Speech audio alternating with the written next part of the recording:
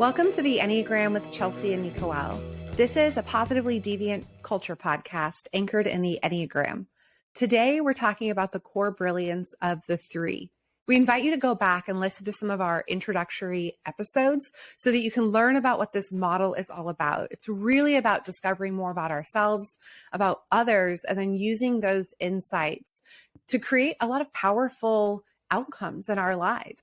Yeah, in every episode, I want to remind listeners that this isn't a prescriptive, fixed tool, and that our conversations are designed to work with the material and ideas in an exploratory way.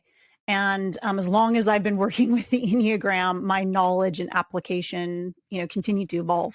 When it comes to the core brilliance, this is a really beautiful lens to look at the Enneagram. So much of the content out there tends to be packages and bundles of behaviors, and oftentimes tends to trend towards the negative. So while in future conversations, we'll explore the shadow side through the paradoxes and the misunderstandings of the types, today we're really set out to focus on what this type was designed to do and designed to teach us. Threes teach us the most powerful place of humanity, which is incarnation. Incarnation is about becoming. Incorporation, embodiment, substantiation. These are all different words to describe incarnation. And so threes teach us that our values and our beliefs mean nothing unless we can become them. And the amount of skills required to actually become a complete, amazing, whole, integrated human being is incredibly difficult. And this is the place of the three. And so they're gifted at meeting the moment perfectly. So they can come into a situation in whatever context it is, and they can read the room. They can read people, and they are able to determine and pick up very quickly the expectations of others around them, the expectations and ideals of a culture, of a subculture, of a community, and they're able to adapt to those really easily and fluidly. And another thing that threes teach us is they're able to set goals and achieve them without much help. And they're the most natural born leaders. And so often threes are in situations, work situations or life situations, that they can set goals and achieve them better than anyone around them.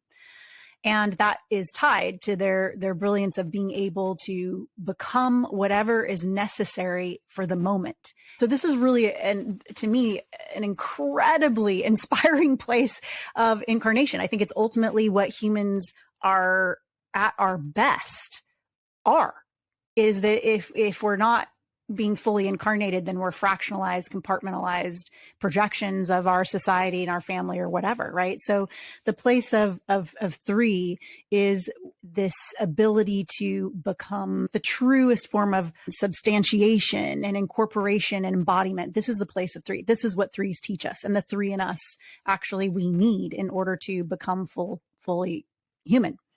And another thing that's deeply brilliant about threes is their contact with truth, that they know what is real. They know what is fake. They know what is honest and what is more delusional. They have a more immediate contact with the deepest parts of reality in terms of the human experience.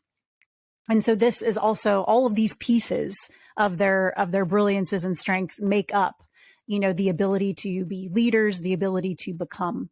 Yeah, the main things that are running through my head are it's almost like this chameleon-like ability to be whatever the situation requires. And I actually see this exemplified so beautifully in leaders who are really tapped in and have done the work and have become, because you can think of them almost on a stage, like able to meet whatever is required. And those contexts change so much when you think about different, we often think about business context, but like you said, it could be family, it could be relational too. Yeah, it's really extraordinary when I've watched threes in my life be able to just so nail it. Like there's not really another word, it's like, it's definitely not my brilliance at all. But there's something that's beautiful about being so present to what is necessary and what is occurring in the moment, and then being able to adapt to that. To adapt to that very thing. It's like threes having all of the internal tools necessary to pick which one they need for this particular moment. And that the ability that they have to do that is both in the amount of tools that they have and their competency in using those tools. And so how they can modify, adapt, become, shift. They're definitely have the ability to be shapeshifters, and in the most beautiful ways, right? In ways that are serving the moment and serving others the best. Like this is the brilliance, right? And so in terms of leadership, it's exactly what's necessary, is being able, all of these qualities, right? Like being able to notice values, to be able to understand beliefs, and then have a way and a path to live into those things. It often turns up in the form of an achievement, right? Like that's often how it's experienced in our world. But at the best, and at kind of the deepest place of threes, it's far more brilliant than just an external achievement. It's something that happens both internally and externally, which is an embodiment, right? There is this integration of internal ways of being. And I suppose that ultimately the greatest achievement is becoming. Yeah, I heard you mentioned presence and the way that presence can help the threes tap into what's needed in that moment.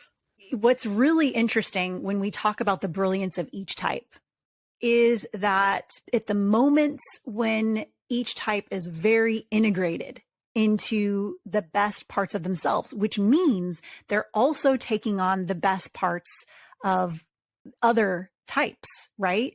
So, which we'll get to later, we'll talk about the integration and disintegration points, but 3, 6, 9 are very connected. So threes at their best are using the qualities of 9 and 3 to achieve their goals, right? To be a good leader, to meet the moment. Like I said earlier about their access to tools and then the competency to use those tools well. A lot of the threes tools come from, at least most immediately, 6 and 9.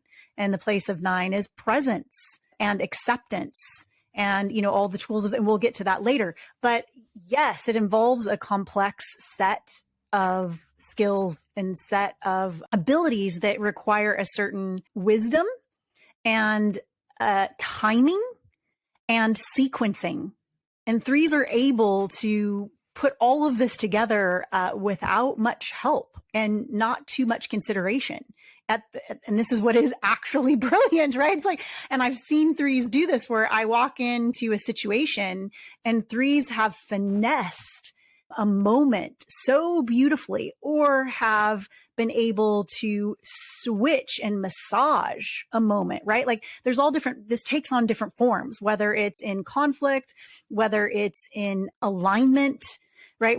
In all of these conditions, in any condition and in any context, threes are able to analyze the situation quickly, both externally and with the particular people involved.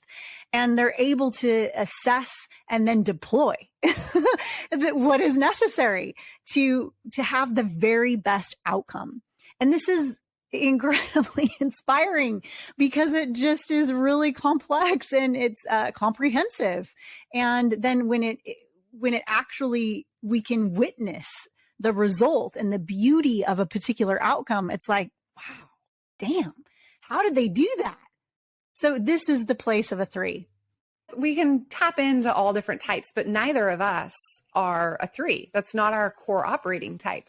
And so when you use the words inspiration, that's really what we're getting at here. Is this conversation is, what about this natural operating type is so incredibly inspiring that those of us who aren't 3s are on the outside looking in and going, how did they do that? How did they achieve that? Right? With such ease. That's the thing about it. It's not that these people are always perfect, and we're going to get into more of that. When I'm around threes, I experience a high level of confidence with the ease. And I think the two go really well together. This person has a direction, knows what to do, that execution part, and it feels effortless. The effortlessness is definitely a quality in the ease. They have to work a little less than the rest of us. Now, this doesn't mean that there is no effort. I mean, threes work very hard to achieve the things that they achieve, but a lot of the work is knowing what the best goal is. And so threes can identify these things quickly, where the rest of us, we have a little bit extra work to even understand and assess, what is the pathway? What is the avenues? What are the best goals? And then also to know how to achieve that. So I don't want to diminish how hard threes work. They absolutely do. But their gift is being able to identify and execute in ways that are pretty seamless for them. And even an example in terms of body or image, right? Like, threes get a lot of attention for, how they tend to be image conscious. But when we're talking about the brilliance, it's about becoming, right? It's about taking on and becoming certain ideals. And so if health is an ideal, they're able to become healthy, in ways that most of us might not know how, or might miss, or wouldn't know how to achieve that as efficiently or as thoroughly, right? And similar with prestige or with credibility, right? What are the ways in which we can establish credibility and competency? And threes will know how to do that. And then also, what are required for people to desire or value ways of being, or to value certain beliefs or certain projects or certain movements. Threes will understand how to inspire humans and what those points are that can shift and change values, beliefs, and ideals, right? So it's this holistic kind of connectedness to understanding values, beliefs, understanding how humans come to believe and value certain things, how humans change, and what humans need to become and to change and to achieve, right? So this is kind of very multifaceted in terms of the core brilliance of threes. And it's pretty unparalleled, and it's pretty visible, right? So threes, their brilliances are pretty visible, which makes sense. If they're embodying certain ideals and they're becoming, that shows.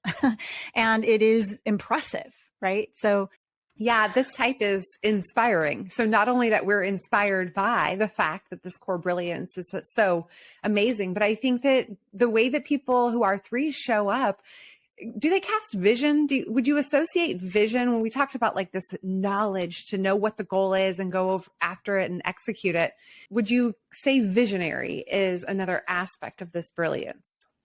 Oh, that's an interesting idea. I would say that three's brilliance is in understanding human potential. And that is a kind of vision, because you have to see what's possible. So it's a kind of possibility, right? But it's not necessarily the same as innovation. There's different kinds of vision, but I would say that there is brilliance in threes to understand and see human potential and to live into that potential. And that is a form of sight. It is a form of vision. It is a form of being able to imagine and see an ideal. It sounds like they're models for us, where we can watch them take on and become a value or a belief. And so we can see that journey and that growth into becoming. Definitely. I mean, threes are the ones that show us the way. Like, that is what the ultimate leader does, right? It is they show us the way, and the most powerful experience and motivator for showing the way is becoming the way. So that is kind of the depth of why threes are so impressive, is that if they're doing their job well, and we are talking about the brilliance, they're becoming the way, which is the ultimate experience of showing the way and leading the way. And lastly, what is connected to, three's brilliance, of course, are the core drive and the resulting core fear. So I want to make sure and mention the core drive, because that's very connected to the core brilliances of each type. So the core drive of a 3 is to be valuable, to be praiseworthy, to be commendable, to have high worth. The core fear is the opposite, where there's a lack of value and they feel that they are not worthwhile and that they're not having the validation to prove that to themselves. The core drive is when we're talking about brilliance, right? Which is this need and understanding of value and human value. And the drive for 3 is particularly related to their values around achievement, or I would say around becoming at their best. It's the value in who we are.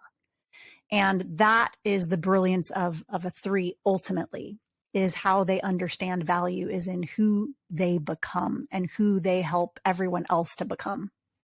Thank you to our 3s. We hope that if you're trying on, if you are a type 3, that you can hear this and either map that essence across your being and kind of see a lot of your instances through this lens and it resonates, or maybe not. Either way, we hope that you've kind of learned how interacting with 3s shows up. And more importantly, what's driving that? It's this effort to become and this journey towards becoming. Continue to listen. Next, we're going to be talking about the movement of 3s and stress and flourishing. So far we've painted this perfect picture, this kind of ideal state, as well as the opportunity that 3s have to really tap into. And by the way, that we all have opportunities to live into. And so let's keep moving into the next conversation. Thank you so much for listening. If you have questions, just find us on LinkedIn.